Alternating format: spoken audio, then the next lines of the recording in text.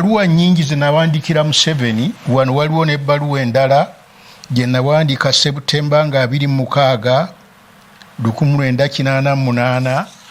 Ennyiike nnina y'amaanyi kuba byonna bye nawandiika kankuwa ekyokulabirako.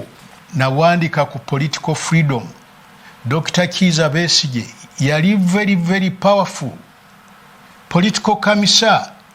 Nenjogera ku rights of individuals, the freedom to express themselves, the freedom to participate in politics.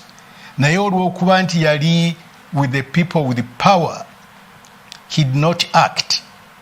Ekituufu kiri nti abantu balamu, abantu abategeevu bagamba nti bw'olabanga ennyumba ya muliraanwawo ekutta omuliro, situkiramu ogenda ozikiza omuliro ogwo, kuba bwe tokola ekyo omuliro gujja kusibira ku nnyumbayo n'ennyumbayo bagyokye.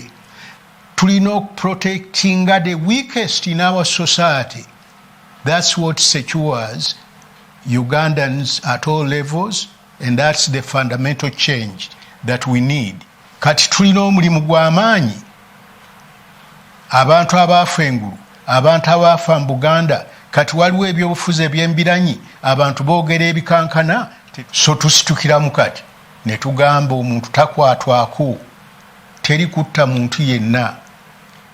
But there is a big lesson to learn from what Luwum did before his fate was sealed.